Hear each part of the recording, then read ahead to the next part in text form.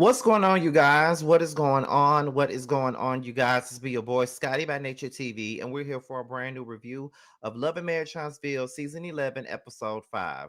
What is going on, you guys? I hope you guys are having a wonderful, wonderful Sunday, and I intend on doing the exact same thing, you guys. What's going on? What is the tea? Yes, I am back in Atlanta. Yes, I am. I got back home about 1 o'clock. So that was a good 4 hours ago. I got back home and I'm here.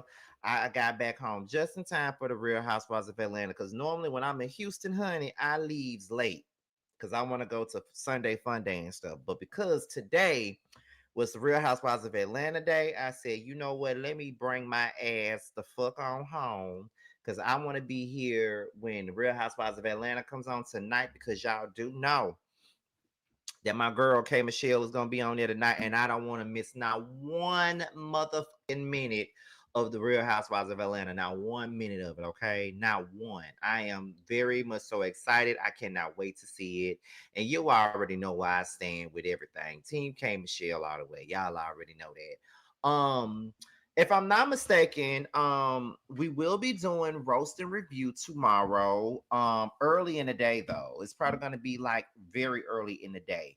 But we're also gonna be doing the Whether You Like It or Not panel as well. And the Whether You Like It or Not panel will be here.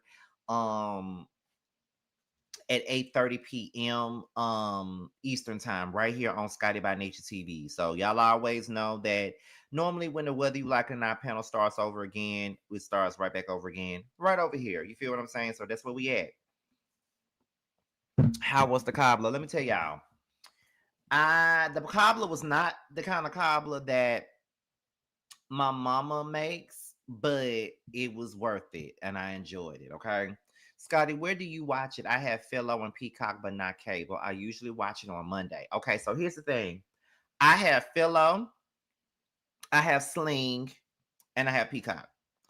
Philo doesn't have Bravo on theirs. So what I'm gonna do is what I normally do is watch it when I watch it on Sundays, I watch it on Sling. Because Sling has Bravo. So I watch it on Sling Sunday nights. And then if I don't see it on Sunday, I just watch it on Peacock the next day. That's mainly how I get to watch my Bravo shows is through Sling. But everything else is through Philo. Can't wait for RHO 8 tonight. Real Housewives of Rhode Island was really good. I was surprised. I haven't watched it. I don't really be every time I try to review the white girls, it just don't never work out for me. So that's why I just chose not to even try this time around with Rhode Island. But I'm hearing that Rhode Island was actually good. Now it's making me want to tune in on Peacock after this review is over with. And if it's good enough, if I do choose to watch it, and if it's good enough, I might review it. It just depends on how I feel, child. That's it. That's all. Now that we're at the 4 minute mark, let me see what moderators I have here today. I see we got Miss Ann and we have Norris. Shout out to you two. Y'all already know what to do. Keep the chat clean, but also make sure that the people in the comments are definitely engaging. Make sure that they're lighting up this chat like we need them to so we can go into the 5 minute mark. Make sure they're doing it all. So go ahead and make sure that you guys are lighting up this chat right about now. Like this chat up, like this chat up. I need you guys to like this damn chat up, okay? Light it up. Okay, light it up, honey.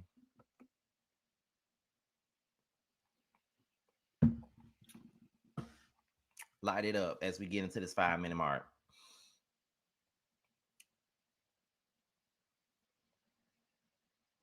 Okay. All right.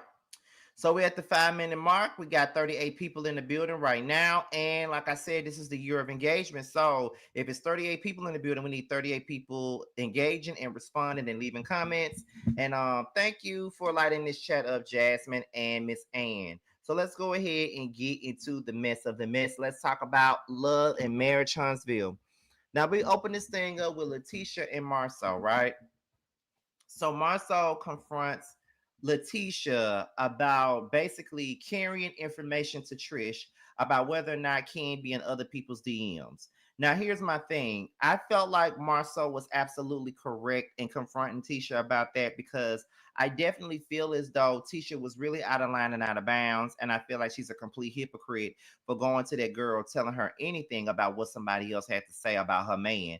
When people have said multiple things about Marceau for many, many years, and you cried about people talking about that man for many, many years now, we had to watch you sit on that couch and mispronounce marriage and all this other shit many times before, and here you are doing the same thing that saints and sinners was doing to you when she was going around telling people what Marceau was supposedly doing and perpetuating these cheating rumors about your man because she put out the shit about her own goddamn marriage. So she felt like if I know that Marceau cheating, I'm not gonna be the only one out here exposing my own shit. I'm gonna expose Letitia and Marceau's marriage because yeah, they have cheating stuff going on in their marriage too. At least that's the way I took it. And if there are any Saints and Sinners fans watching right now, I don't give a fuck because I said what I said. So I did understand and I did feel where Marceau was actually fucking coming from in that situation because I definitely felt as though she was doing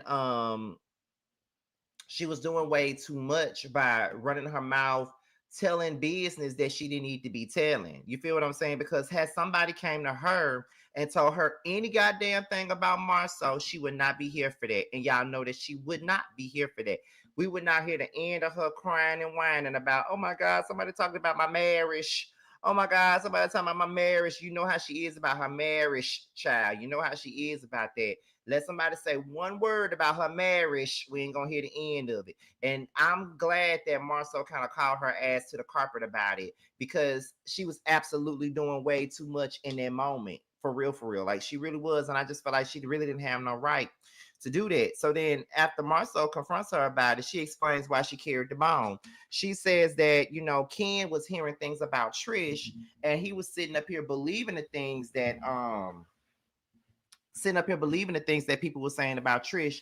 So Tisha felt like she was defending Trish by saying, well, while he's sitting up here believing the things that people are saying about you, well, I heard that he's up in people's DMs. So how can he sit up here and be judging you or misjudging you about something like that? Now, I could feel two different ways about this. On one hand, it's kind of like, okay, Tisha, I understand a little bit of where you're coming from with this little situation here because it is kind of like, okay, Ken, like you're doing a little bit too much. Like, it's kind of like, okay, you out here acting like you're the perfect man and you this black king and shit like that. But then we got stuff on you too. Like people saying shit about you too. They're not just saying stuff about Trish, they saying shit about you too. But in the same breath, Tisha, that wasn't your place. You and Trish ain't even friends like that. And number two, number three, it's kind of like, yeah, know your place because that wasn't it. And I think that you was absolutely wrong for even bringing that shit up. In my eyes, I think you were. And I think that you need to sit your little ass down and pipe the fuck down for real because, like I said many, many times before, you did not like it when anybody was speaking on your motherfucking marriage. You could not stand it. You did not like that. So my thing is, if you don't like it when somebody speak on your shit, then why are you speaking on the next bitch shit? That's all the fuck I'm saying. Like, why are you even speaking on somebody else's shit when you didn't like it when somebody was saying the same thing about yours? Your husband has had the same goddamn rumor spread it about him as well, and we never really got no full information or full proof that it was him. No, but we all knew how you felt when they were saying this stuff about your husband, and you cried about it and you blamed everybody and their mama for trying to ruin your marriage. You feel what I'm saying?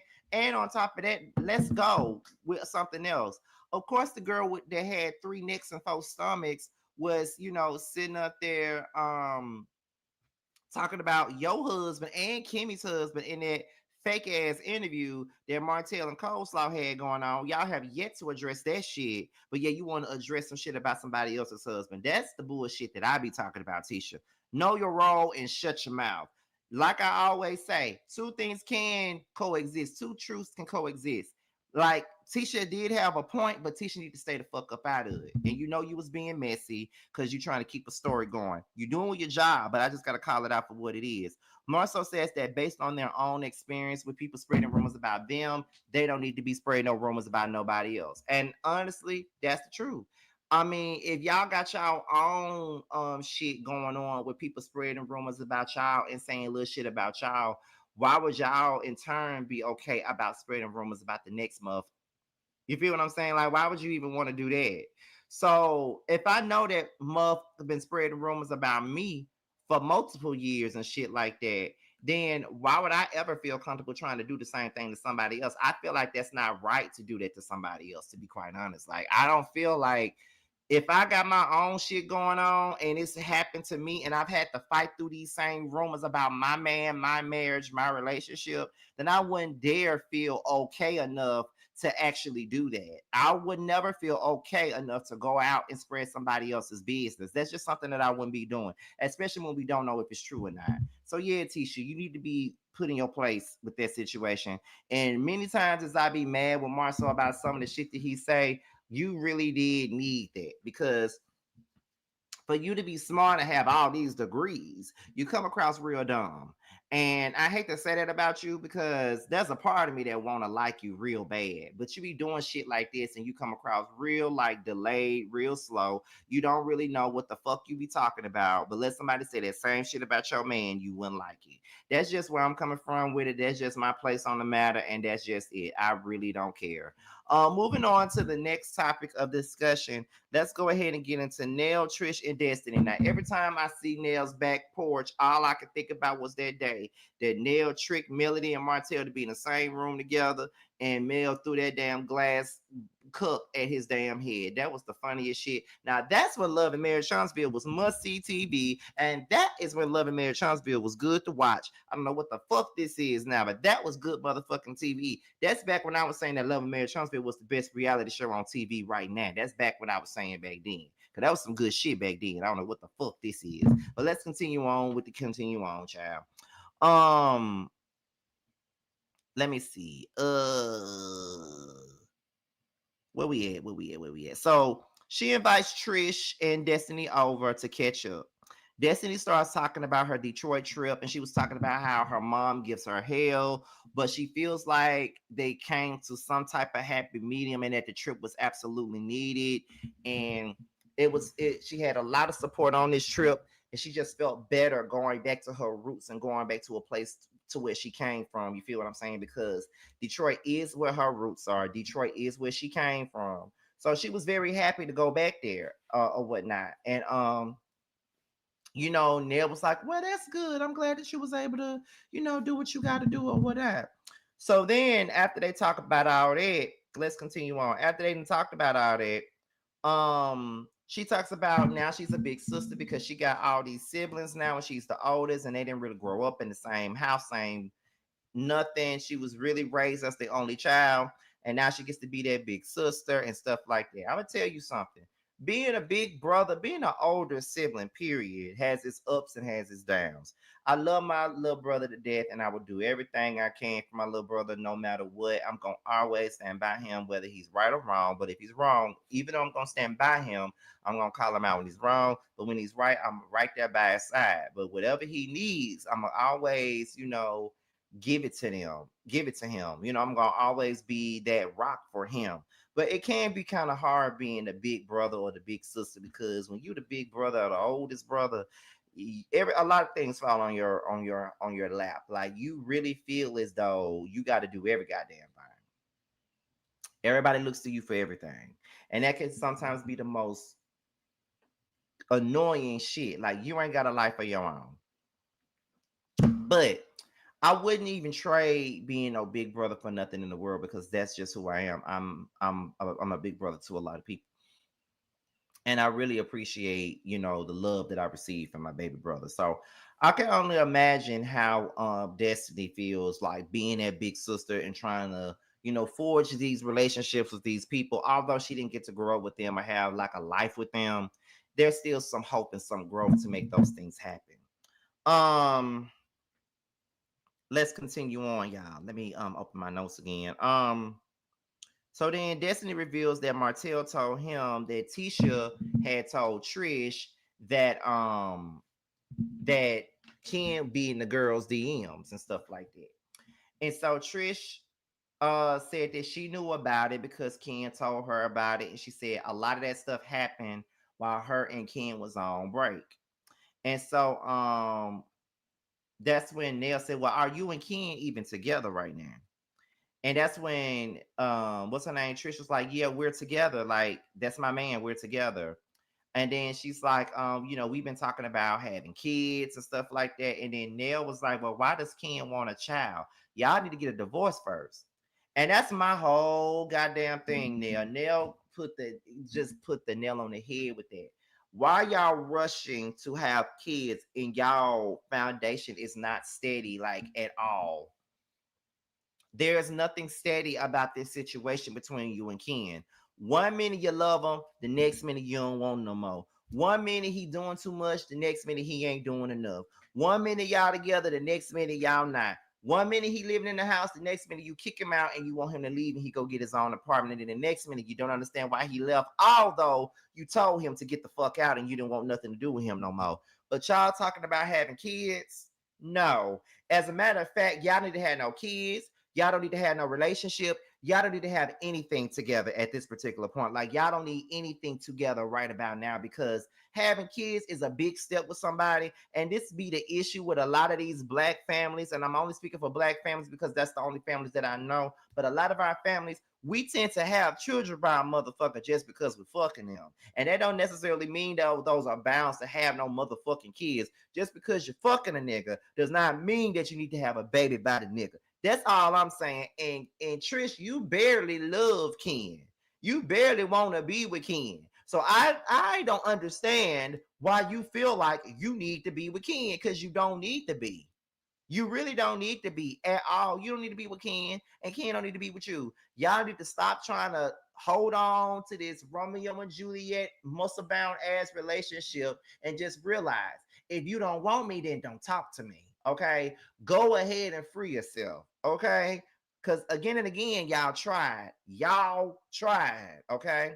And time again, you tried it over and over and over. But the love that you had inside has died. Okay? Woo, woo. That is all I'm saying. Okay? So it is what it is. You feel me?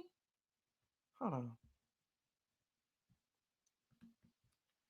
One of your supporters passed away. Miss Dugan to you was my cousin. She used to be she used to be in your live chat all the time. Oh my god. Oh my god. That really threw me. Oh my god. I'm sorry, y'all. I had to stop the review just for 1 second. Um, my condolences to Miss Dugan, to you. She was a big supporter of mine, and and I know that for a fact. What's so crazy is that I was on one of the episodes of the scene ATL, and I was watching one of the episodes, and I saw that she had commented, and that was literally this morning when I was on my plane headed back home to Atlanta. I seen that she had commented and watched the show. Miss Dugan to you was a real big she was a real big supporter of me and T's. So yeah, that threw me. Thank you for letting me know. First of all, sorry for your loss, as well as the loss of the Scotty Gang, because she was definitely a Scotty Gang member, as well as a T sub over there at T's channel. So my condolences to you, Tiffany, and she will be in our prayers, in our thoughts, and in our minds. So shout out to Miss Dugan to you. As a matter of fact, rest in peace to Miss Dugan to you. Okay. Um. Oh shit. Okay. Let me continue on with this review. At least I'm gonna try to. Um. Let me see. So, damn. Okay. So, and I also agree. with what Nell had to say in regards to and to saying that Trish needs to get a divorce first. She does. Okay, she does. You can't be talking about having kids and continuing on with this relationship when you're still legally bound to a whole nother man. Like that's not cool. But like I said, Trisha don't really know what she want to do anyway. Um, let me see what else is going on. So Neil questions why Ken wants to have a child in the first place. You feel what I'm saying? Like she doesn't really know if Ken wants to have a child with Trish because he really wants one, or is he trying to have a kid with Trish so he can keep Trish on lock, if that makes sense. And I kind of get what hey JT, I kind of get what Miss Nell is actually saying. Like, you know what I mean? Like, oh, what exactly does he want a kid for? And then Trish was like, well, he wants a kid because he wants his own child. So basically, he wants his own damn child, but so he wants the child from you, but yeah, y'all are not even in the best of places to even have a damn child. Make it make sense, but really nothing about Trish and Ken ever makes sense to me. And I don't even know why I'd still be trying to make it make sense, to be quite honest. Let's continue. What else is going on here? So then after that, Nell asked, will they get married? And even though she said yes, she had a long ass pause before she could even say yes. Before she could even say yes, she had a long ass pause or whatever. And I'm just looking at Trish like, girl, all you ever do is make Ken look like a damn fool. But then again, Ken makes himself look like a fucking fool. Like I've been saying to you before, Ken, that lady don't want you. That lady don't want you. Like she don't. She had just gotten out of something with Marquez. I don't know how long it's been since she been with him, but she wasn't even fully over the things that she went through with Marquez anyway. The lady ain't even officially divorced for real. And the thing is, you sitting up here taking care of her, taking care of her fucking kids, doing all this extra shit. And Trish is not really sure on whether or not she really want to be with you or whether or not she really wants to marry you. And the fact that she had to take a long damn pause to really figure out her answer as to is she gonna get married to you or not is quite telling to me. She don't want to be with you, and you gonna have to understand and realize that shit. She don't want to be with you, and I don't even know if you really want to be with her. Do you really want to be with her, or do you just want to attach yourself to her or whatever? Because you come across like a love bomber.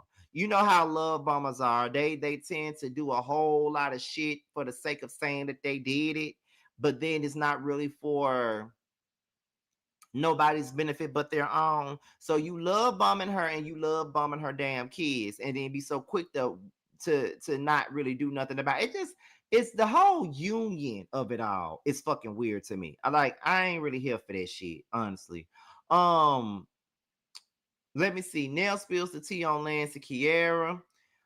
She said that she don't really know if Lance and Kiara are even together at this particular point in time. You know, they say one thing and then they do another. And Destiny said that, you know, he's been talking to her about his relationship with Kiara. Sometimes she feels like that's her therapist.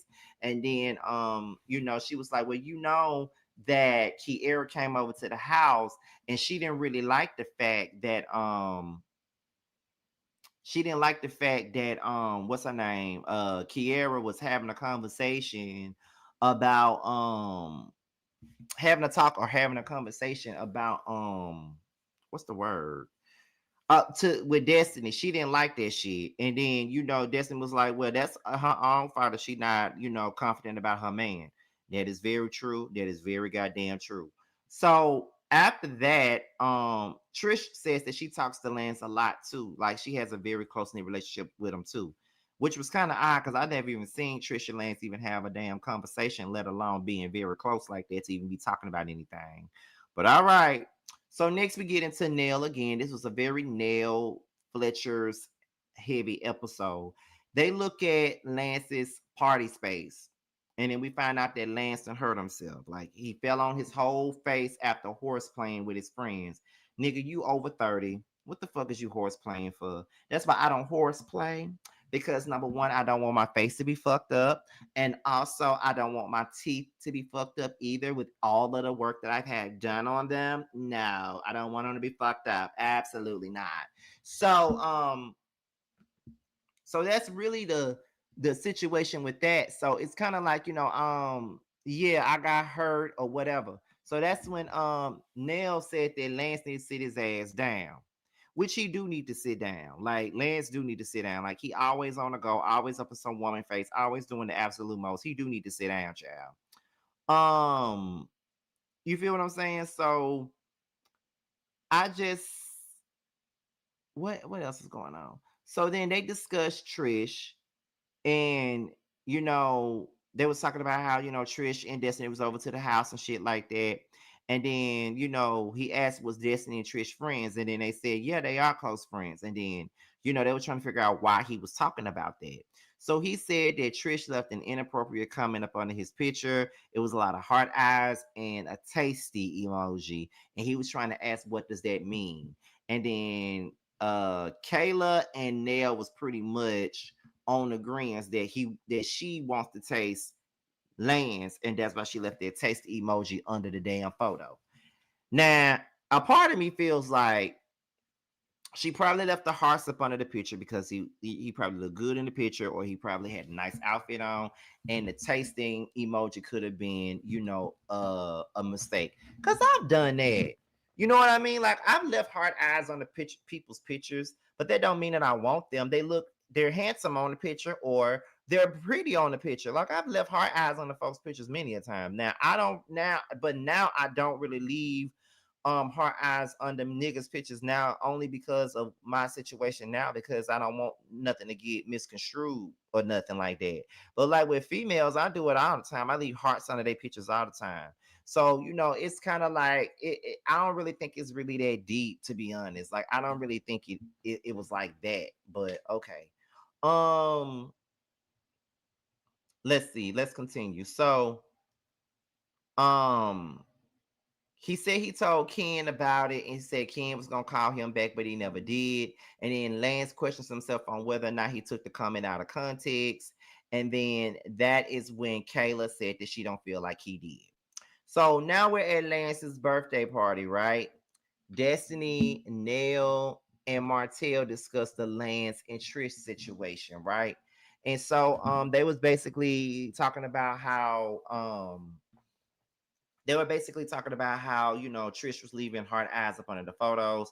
Destiny said that she knew about it because Lance sent her the screenshots of the situation and all that other stuff. And Martell was saying that it was like it wasn't just hearts, it was two hearts and the licky licky emoji or whatever. And so they all was wondering whether or not that was a way of for her to try to get Lance's attention on whether or not she wanted to fuck Lance or not.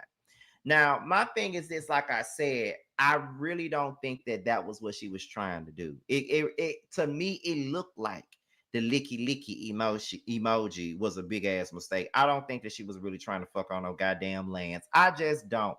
And I really feel like they're all taking it out of proportion. They really are trying to take this shit out of proportion like this shit was really true. I don't really believe that, but that's just me. And I said that before Trish even said what she said.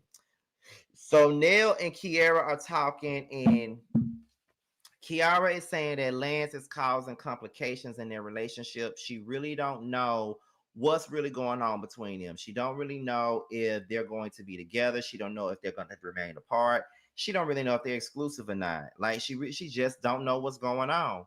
And to be real, I don't blame her for not knowing what's going on, because if I was in her predicament, I would not know what the fuck is going on, because this nigga saying one thing, he's saying another thing. When I do one thing, he wants something else. Like that shit can be confusing to a motherfucker, for real. Like it can be very confusing, especially when you really don't know where a person stands with you. It can be very frustrating, very confusing. You don't know if you need to entertain other niggas or not, because you got this one person that you're trying to make some shit shake with, but it's not looking like they're gonna move in the direction that you want them to. So what are you supposed to do? And I definitely get it, and I definitely understand it.